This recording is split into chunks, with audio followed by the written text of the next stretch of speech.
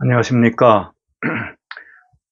저희 시간에는 집사직에 대한 이런 안내를 위해서 잠시 동영상을 제작하게 되었습니다. 이제 집사직을 받고 나서 교육을 하지 않은 채 이렇게 시간이 지나고 그렇게 한다고 하는 것은 별로 바람직한 것이 아니죠. 그런데 이제 만나서 이렇게 오프라인으로 만나서 교육하기가 상당히 어려우니까 잠시 동영상을 만들어서 이걸 통해서 집사직이 뭔가 하는 것을 이해하도록 그렇게 하겠습니다. 우리가 흔히 집사라고 하는 말을 요사이 자주 듣는 그 내용이 고양이 집사, 강아지를 키울 때 집에서 키우는데 돌보는 사람을 집사라고 그러더라고요. 이런 것들이 이제 흔하게 사용되고 있지만은 성서적으로 그리고 신앙적으로 이 집사직을 좀 이해를 분명히 하는 것이 필요합니다. 집사라고 하는 것 자체가 섬기는 거죠. 봉사하는 거, 섬기는 거. 그래서 심부름 간다, 시중 든다 이런 이 뜻을 담고 있습니다. 일꾼이다 이런 것들이 이제 집사직에 상당히 가까운 그런 의미죠. 하인, 종, 사환 이런 겁니다. 이전에 그 종이라는 건 사실은 노예와 같은 거죠. 죽으라면 죽고 그야말로 물건 취급받았던 그런 시대에 쓰여지던 말입니다. 그렇지만 주님께서 이 종이라고 하는 이러한 말을 굉장히 영광스럽고 또 아주 바람직한 그런 내용으로 이렇게 사용을 하셨습니다. 집사직은 초대교회 때부터 있었죠. 사도시대에 필요해서 세운 직분이 이제 집사직이었습니다. 지혜롭고 성령이 충만한 사람, 이런 사람을 골라가지고 초대교회에 필요했던 그 내용들을 채우는, 섬김이죠. 채우는 이런 일을 맡겼습니다. 물론 집사직을 맡은 사람들이 꼭 무슨 봉사와 이런 것만 한 게 아닙니다. 나중에 보면 말씀도 전하고 또 때로는 기적도 행하고 제일 먼저 순교를 당한 사람이 스데반 집사이지 않았습니까?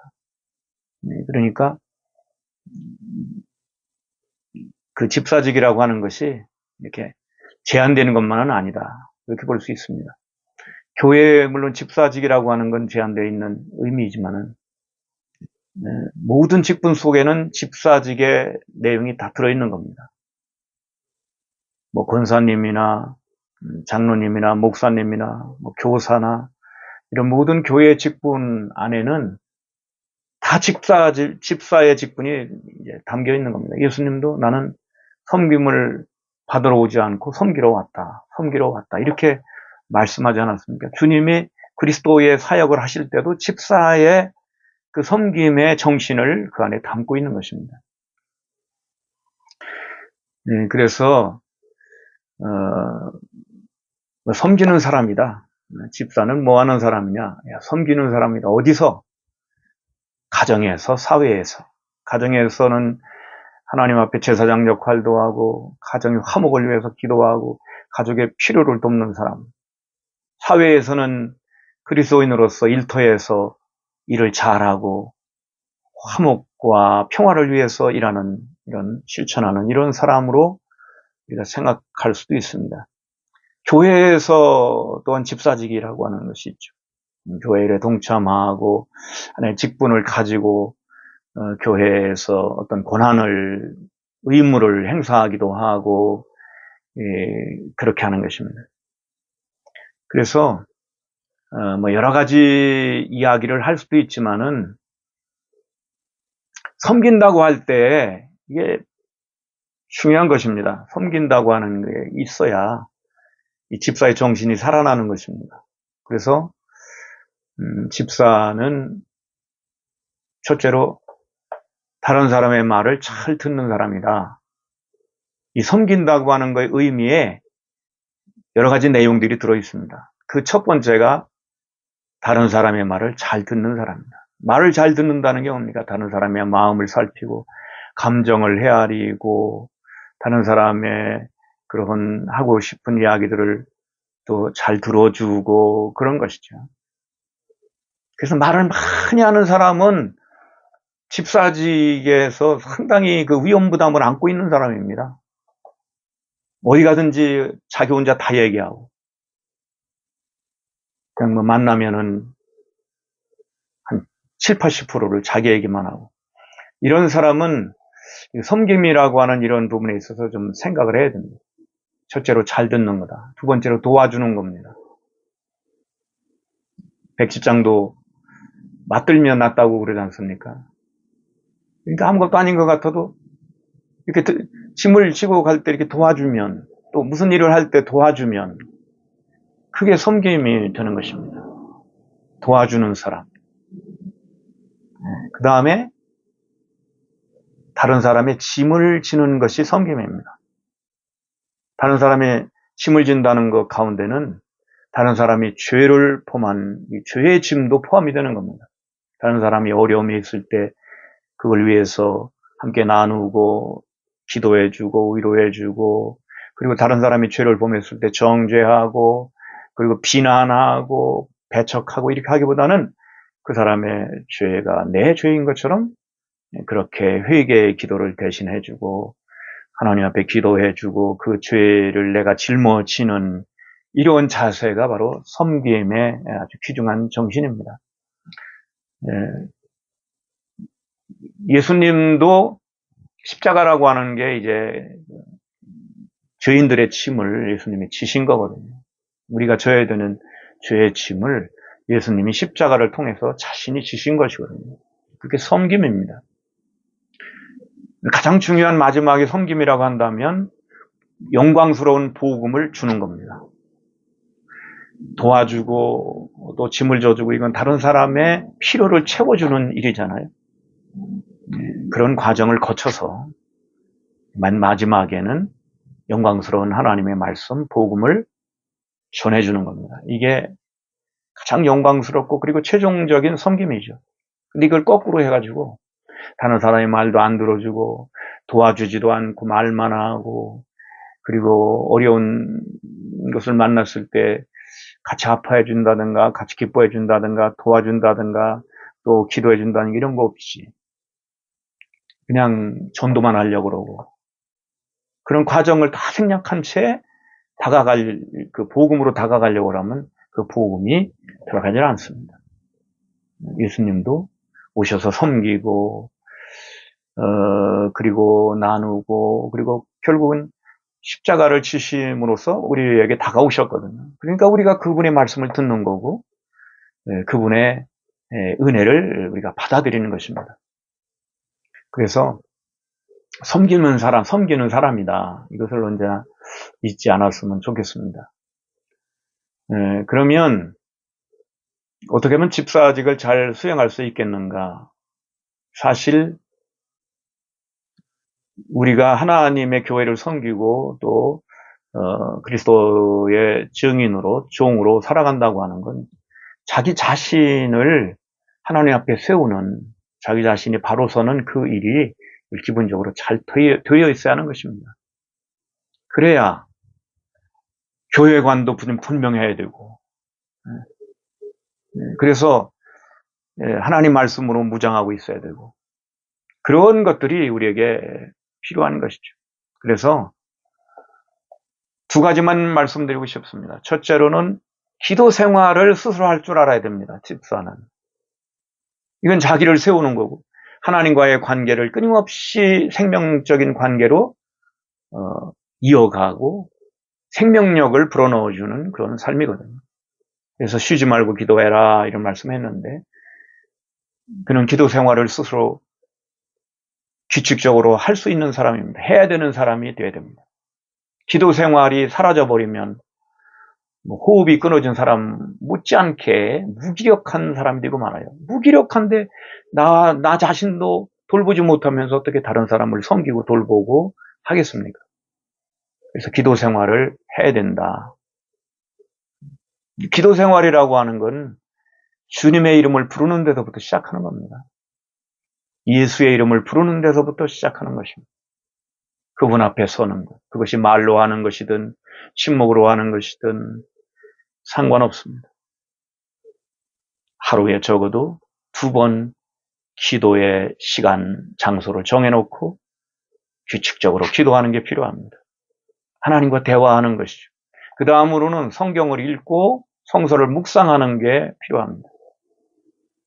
그 묵상을 통해서, 성서 묵상을 통해서 하나님의 영적 자양분을 받고, 그리고 자기의 자신을 말씀 속에 비추고, 그리고 거울처럼 자기의 흠과 연약함을 발견하고, 그리고 말씀을 통해서 주님과 만나고, 성서 묵상이라고 하는 게 반드시 있어야 된다. 묵상하는 생활. 성서를 묵상하고, 그리고 그걸 어디다가 적용할까 하는 건 그 다음 문제입니다. 이렇게 살아가야 된다, 이렇게 적용하는 건 성서 묵상을 잘하고 하면은 뒤에 그런 일들은 생활 속에서 이루어지게 됩니다. 그러니까 먼저 성경을 읽고 그 말씀을 마음에 묵상하고 되새김질한다고 그러죠. 입안에 넣고 먹을 것을 이렇게 잘게 부수는 것처럼 하나님 말씀을 이제 내가 받아서 묵상하고, 그게 이제 우리의 몸으로 들어가서 소화가 되는 것입니다. 소화가 되면 우리가 음식을 먹으면 소화하면 힘이 나잖아요. 음식을 안 먹으면 안 되듯이, 힘이 없듯이. 그래서 어떤 사람은 뭐 죽만 먹고도 그 힘이 셀 것을 기대할지 모르지만 그렇지 않습니다. 밥을 먹어야 됩니다. 우리가 하나님 말씀을 묵상해야 됩니다. 읽고 묵상하고. 그래서 주야로 묵상한다, 이런 표현을 시편에서 말씀하고 있는데, 그런 삶이 지속됨으로써 나 자신을 주님 앞에 세우고, 그리고 모든 일에 준비된 사람으로서 교회를 가든 가정에서든 일터에서든 집사로서 소중한 일을 감당할 수 있는 겁니다. 우리가 집사의 직분의 그 자격을 얘기할 때 물론 성령 충만하고 지혜롭고 이것도 중요하지만, 덕을 세워가지고 참된 사람, 인간적인 덕을 가진 그런 참된 사람으로 이제 발전해가는 거, 덕을 쌓아가는 거, 이거 대단히 중요한 겁니다. 그러면 하나님께서 필요한 곳에 우리를 보내시기도 하고 세우기도 하시고 일도 맡겨주시고, 자연스럽게 그것이 이루어지도록 그렇게 인도해 주실 겁니다. 집사의 직을 잘한 사람은 믿음의 담대함을 얻는다, 그런 말씀을 했는데, 집사직을 잘 수행하다 보면 또 고귀한 직분도 또 일도 맡겨 주실 수 있는 거고, 그런 것 속에서 우리의 신앙은 이제 발전해 가는 것입니다. 집사직을 맡았을 때 내가 뭐 하는가, 뭐 하는 사람인가, 이런 생각을 우리들은 해야지 마땅한 것이고, 그 속에서 섬기는 사람이다. 그리고 섬긴다는 건 잘 다른 사람의 말을 들어주고 도와주고, 다른 사람의 짐을 내가 져주고, 그리고 결국에는 하나님의 말씀, 복음을 나누는, 복음을 전해주는 그런 사람이다 하는 것을 기억하고, 그런 일을 잘 감당하기 위해서는 늘 쉬지 않고 기도해야 된다는 것. 기도는 하면 할수록 발전해 가게 되어 있습니다. 이론으로 되는 게 아니거든요. 그 다음으로는 성경 묵상, 말씀의 묵상을 계속해서 해나가는 사람이다. 그래서 자기를 세우고, 그리고 다른 사람을 도울 수 있고 교회에 유익이 되는 사람이 되는 것입니다. 우리가 말을 많이 한다고 해서, 세상 지식을 많이 가지고 있다고 해서 꼭 좋은 직분자가 되는 건 아닙니다. 좋은 신앙인이 될 수 있는 건 아닙니다. 하나님과 가까운 사람, 예수님과 가까운 사람, 예수님과 친해진 사람, 닮아가는 사람, 그런 사람이 주님의 일을 할 수 있고 주님께서 귀하게 사용해 주시는 겁니다. 꼭 이걸 기억하고 좋은 직분자, 집사님 되시기를 바라겠습니다. 기도하겠습니다. 하나님 아버지 감사합니다. 귀한 직분 주셔서 감당하려고 할 때 뭘 해야 될지 어떻게 해야 될지 알지 못하나 섬기는 삶을 통해서 집사직을 한다고 하는 이런 귀중한 말씀을 마음에 새깁니다. 하나님께서 함께 하셔서 하나님을 섬기고 이웃을 섬기고 교회를 섬기는 복된 삶으로 나아갈 수 있게 하여 주옵소서. 성령께서 도와주시고 기도 생활에 능력 주시고 하나님 말씀을 잘 듣고 묵상하는 성도의 삶이 되게 하여 주옵소서. 예수님 이름으로 기도드리옵나이다. 아멘.